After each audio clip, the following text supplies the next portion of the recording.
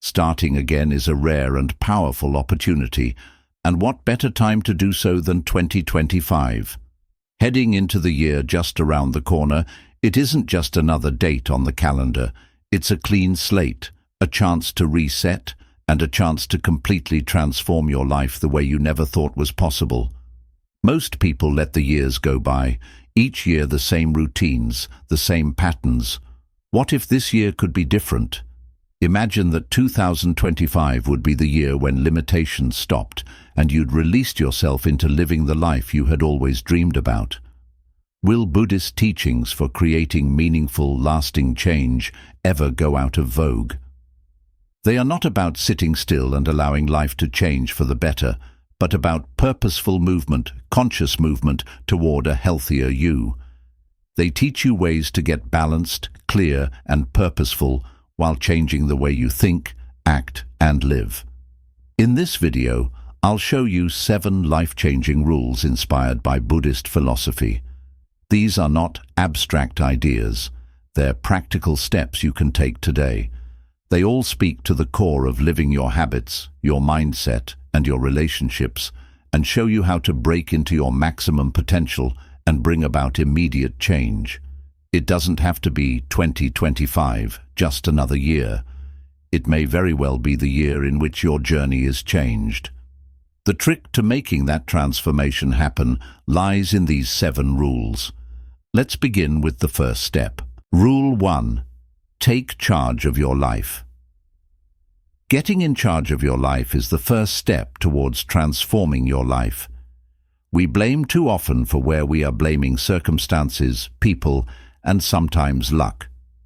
I can't succeed because of my past, or I'll never be happy because of what someone else did to me, is easy to say.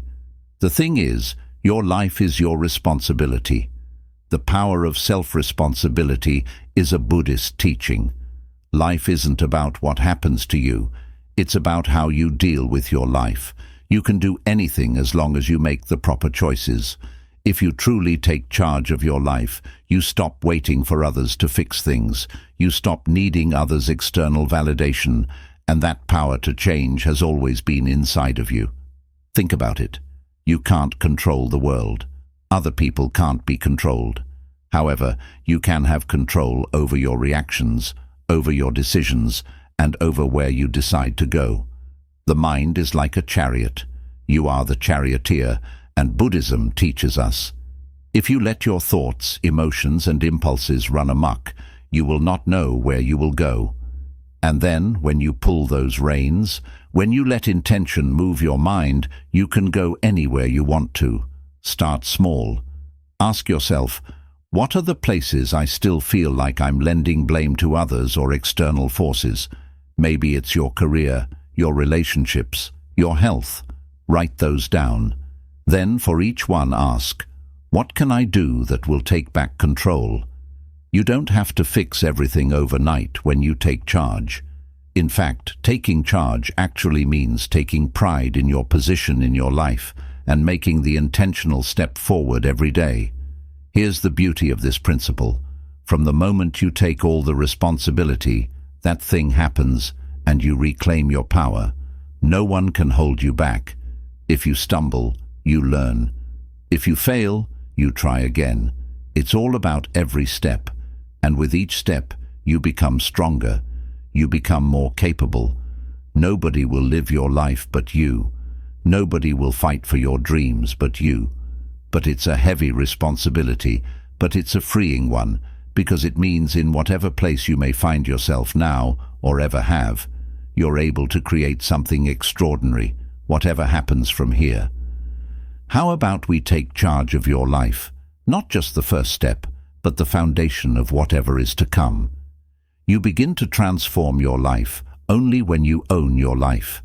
The real journey starts from there. Rule 2. Write down your goals. The foundation for transformation is clarity, and the easiest way to gain clarity is through writing your goals down. Doesn't it sound almost too easy? This one habit, however, can shift the course of your life. Why? It forces your thoughts to take shape because of the act of writing. It makes vague ideas into something real, something that exists. Writing down what you want is not just putting words on paper, it's a roadmap for your existence. Think about it. How many of our days do we slide through, vaguely aware of what we want?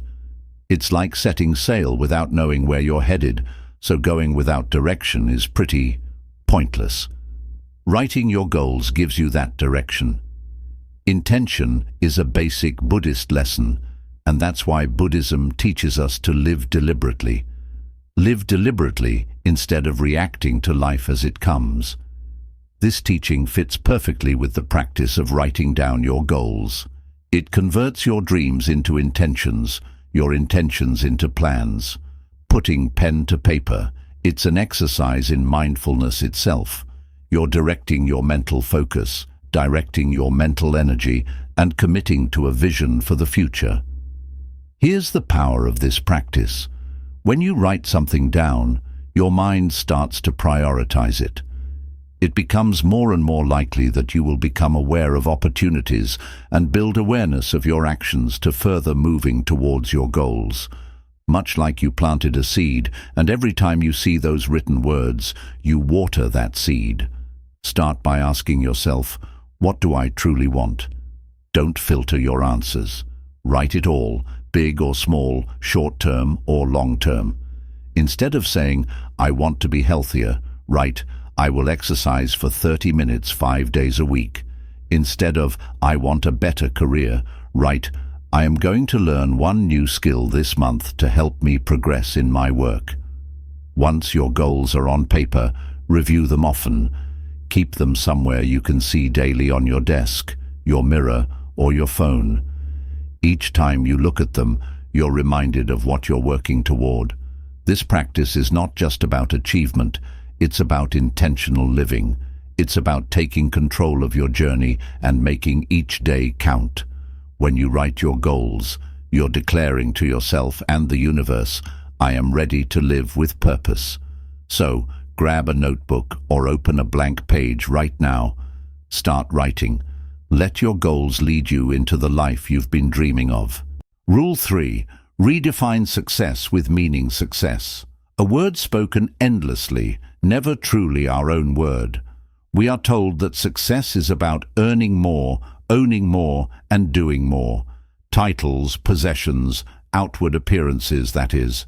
If it's true, then why don't people who have it all also feel empty? A different perspective is given by Buddhism. True success, it teaches, isn't about accumulation, it's about alignment. Success isn't what you do on the outside.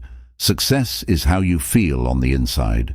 I like to say, you're not measured by how fat your bank account or your list of followers is, but by how close your actions come to your deepest values and purpose.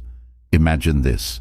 Then you climb a mountain, you reach the top, but it's not the view you wanted. This is what happens when we seek to create money and success for others in society, while not considering what matters to us personally. Buddhist teachings encourage us to pause and ask, what is my mountain? What do I truly value? The first step towards defining success is understanding what your purpose is. Purpose is not some grand mystical thing. It's just about living a life that feels purposeful to you. It may be nurturing your relationships, developing your community, making something gorgeous, or living a life of kindness and integrity. If your actions match your purpose, you'll achieve a deeper kind of success and satisfaction, not just success. It gets practical here. Ask yourself, what truly matters to me? Is it time with family? Is it creative freedom? Is it doing well? If once you know what your values are, you have to assess what you do in a day. Are they working towards those values? If not, it's time to adjust. For instance, if you like being with people, but you work all the time, what little things can you do to bring attention back to your network? But if you value health and don't take care of yourself, from what habit can you begin today? Buddhism relieves us that the end is not what the importance of the path is. The reward is itself, the process of living meaningfully. When you are focused on purpose, There is no pressure to hit targets that someone else has set up. You stop comparing yourself to others and instead begin to build a life that feels true to you. Reframing success doesn't mean throwing in the towel, it's redefining it. When driven by meaning, ambition is a positive one. It makes you want to grow, help, and live with your values. So, take a moment to reflect. So what does success mean to you? Not your parents, not your peers, not your society. You. It may be a surprising answer and may even challenge you. The key to a life that, rather than feeling successful, feels altogether meaningful is in that answer. Rule 4. No discipline over motivation. A powerful force in motivation.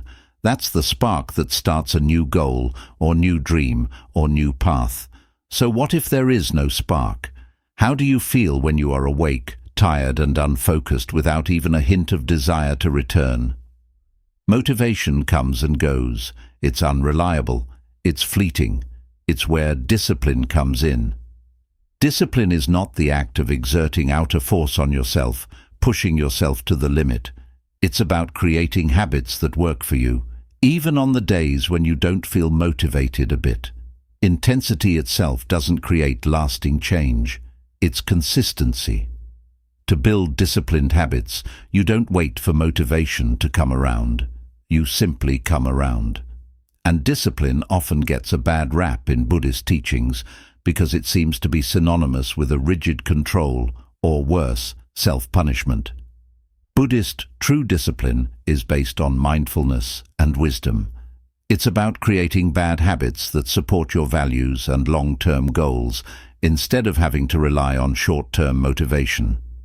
You do this day in and day out, even when it's hard, even when you'd rather not. Think about it. What it does take are small, disciplined actions done consistently that build empires, transform lives, and produce lasting results. From waking up early to learning a skill or sticking to a fitness routine, that's the strength of those little habits taken together over time. There's no one big thing.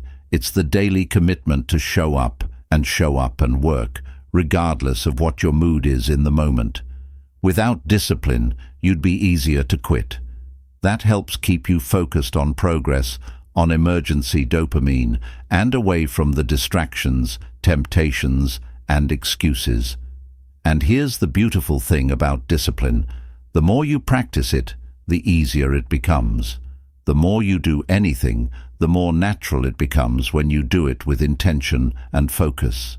With any muscle building, the more you train, the stronger it gets.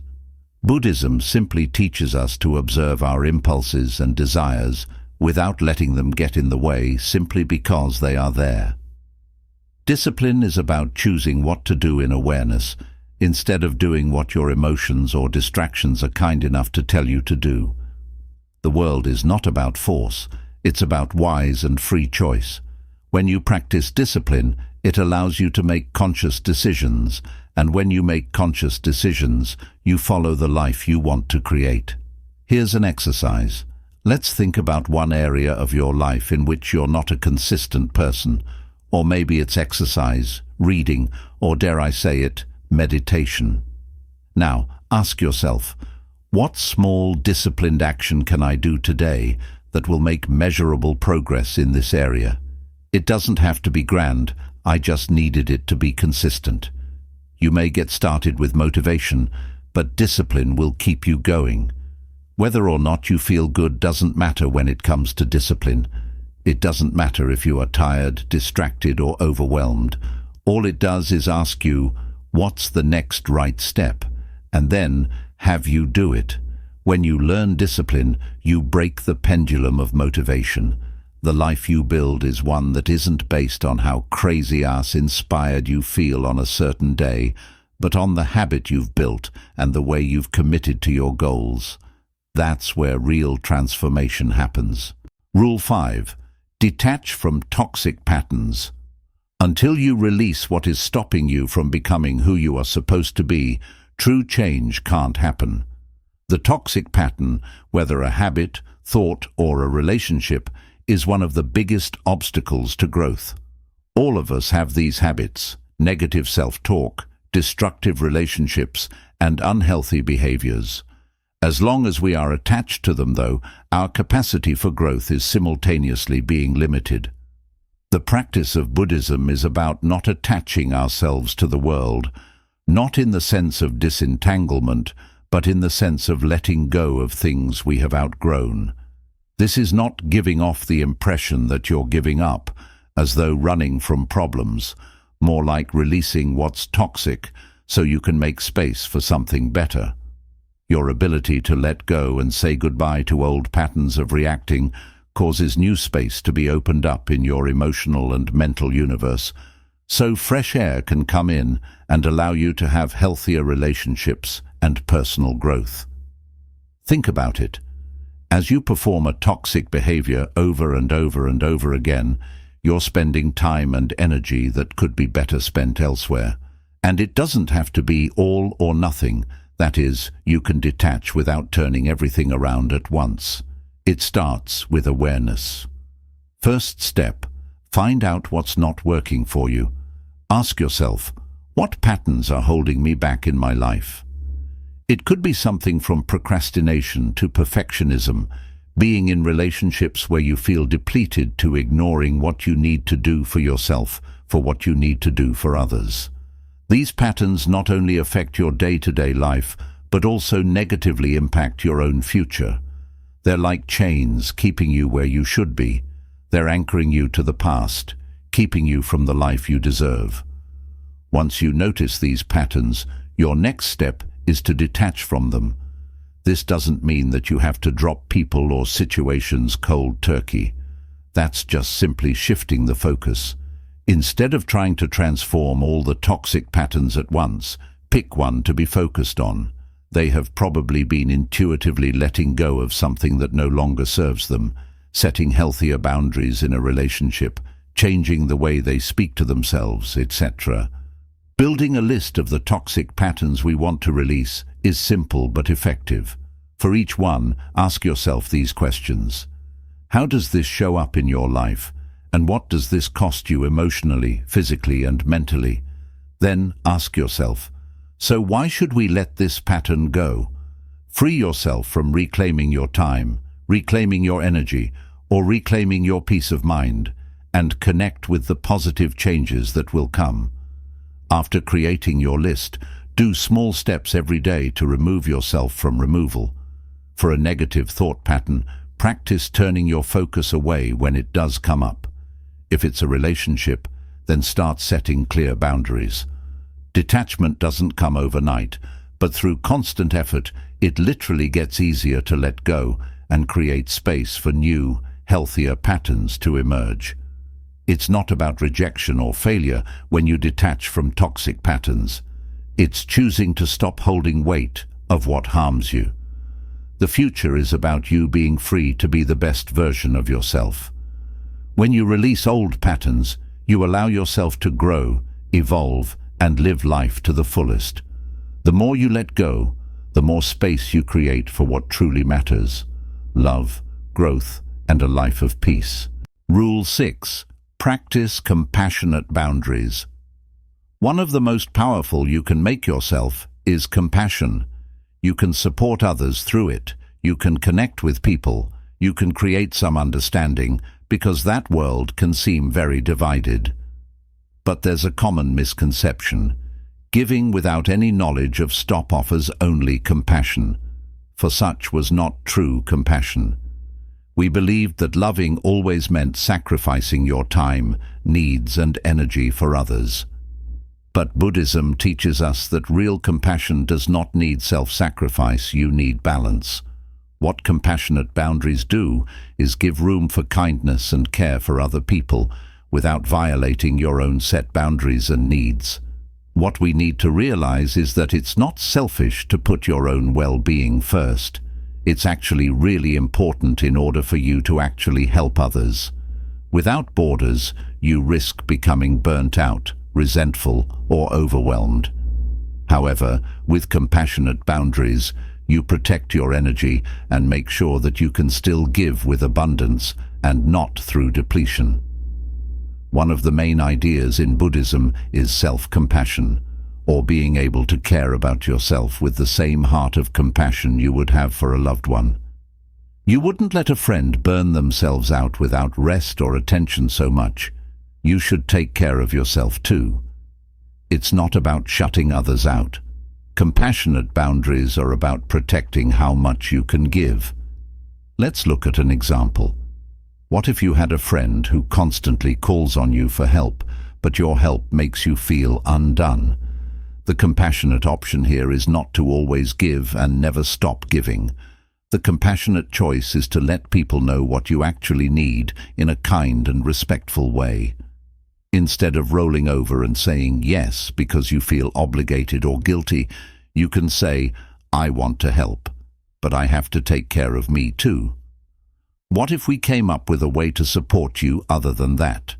And compassion and self-respect meet here, helping without losing yourself in the process.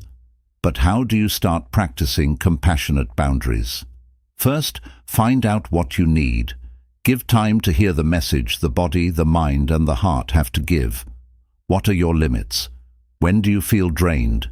What do you go through that leaves you drained or exhausted? And what do you do that makes you feel invigorated?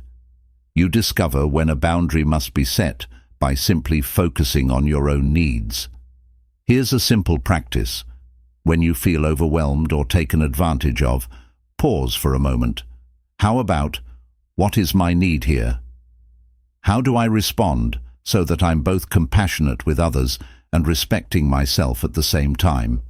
Sometimes being a compassionate person doesn't mean saying yes to a request, giving up your me time, or letting someone speak badly about you. Self-respect is a form of compassion, which is a form of self-respect. Setting compassionate boundaries does not only protect your own energy, it is also a model of healthy, respectful behavior to the other people in your life. You teach those around you how to treat you, and especially how to be respectful of their own limits too.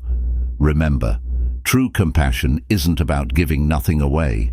It's about giving from a place of abundance, balance, and self-respect. Practicing compassionate boundaries allows you to care for others without neglecting yourself, and that's how to live most sustainably and joyfully. Rule 7. Seek progress, not perfection. In this world, we often get told to be perfect. Over and over again, we are trusteed into society with pictures of virtuous lives, perfect bodies, and fantastic achievement. But it's easy to think that it's supposed to be perfect, and that if we even fail to be, that something must mean that we failed. But here's the truth. Illusion. Perfection is an illusion. Trap. To strive for perfection. But real growth grows from progress, not perfection. We learn in Buddhism that everything is always changing, so we learn to accept impermanence. Nothing is set in stone, nothing is fixed, and this includes us. We are never perfect, but we are all in a state of becoming all the time. But that's okay.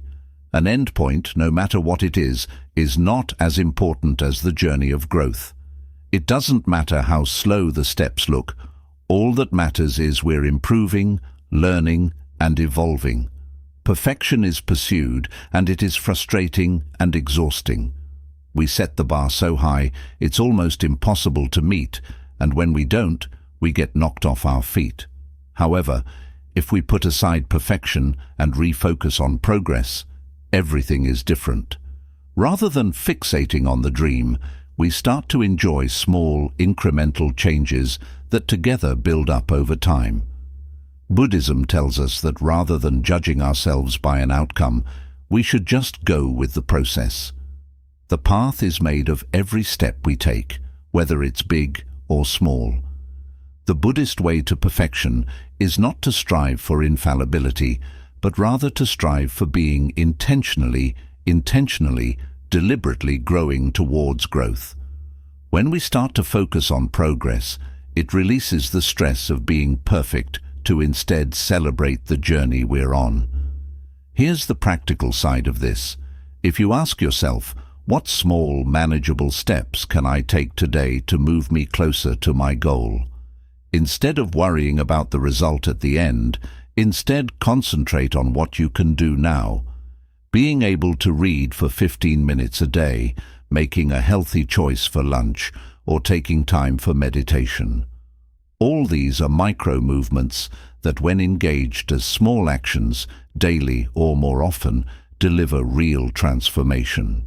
This is progress over perfection, and it means accepting imperfection.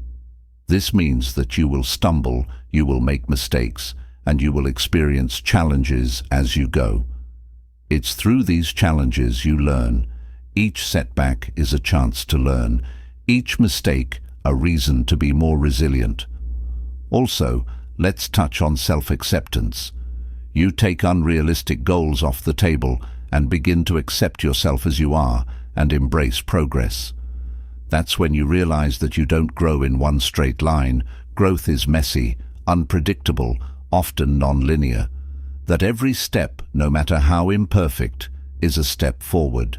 Knowing that you don't have to be perfect, you'll have greater peace about where you are. You'll stop comparing yourself to other people and instead begin to assess your progress with respect to your path.